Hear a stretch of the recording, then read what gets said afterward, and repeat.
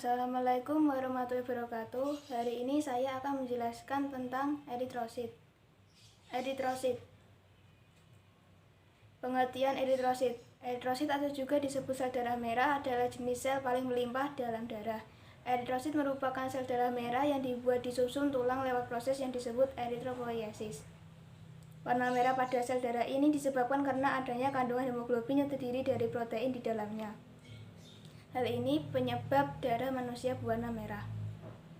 Struktur eritrosit. Sel darah merah ini adalah sel yang mempunyai struktur yang lebih sederhana apabila dibandingkan dengan sel lainnya.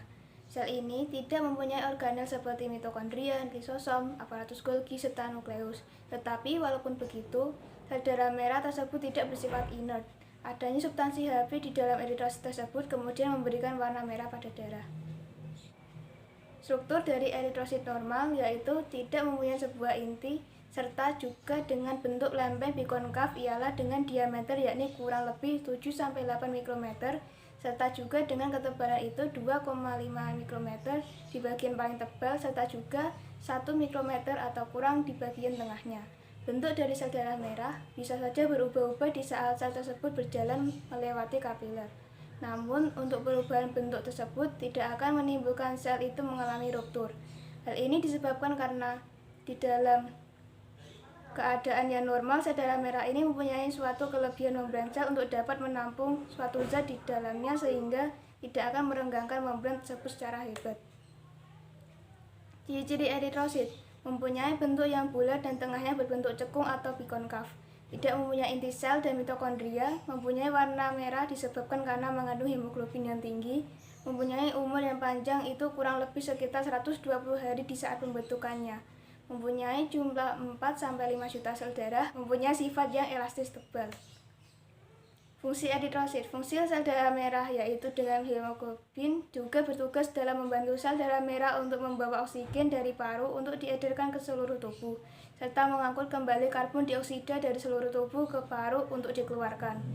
Jumlah eritrosit. Jumlah eritrosit pada laki-laki sehat sekitar 4,2-5,4 juta sel milimeter kubik darah, sedangkan pada wanita sehat sekitar 3,8-4,8 juta sel milimeter kubik darah. Fase pembentukan eritrosit. Pada fase 1, fase ribosom mengalami sintesis terjadi pada saat stem sel sampai dengan prorubisit. Pada sel 2, fase akumulasi atau pengumpulan hemoglobin terjadi dalam bentuk rubisit. Pada fase 3, fase di mana inti nukleus dikeluarkan terjadi dalam bentuk metarubisit. Terbentuklah eritrosit muda atau yang biasa disebut retikulosit. Kemudian eritrosit muda ini akan berkembang menjadi sel eritrosit matur. Penyakit pada eritrosit. Polisitemia. Peningkatan jumlah sel darah merah dalam sirkulasi. Polisitemia relatif. Peningkatan konsentrasi sel darah merah tetapi tidak disertai peningkatan jumlah massa total sel darah merah karena dehidrasi dan hemokonsentrasi. Polisitemia vera atau primer. Peningkatan sel darah merah disertai peningkatan massa total sel darah merah akibat hiperaktivitas produksi sel darah merah oleh sumsum tulang.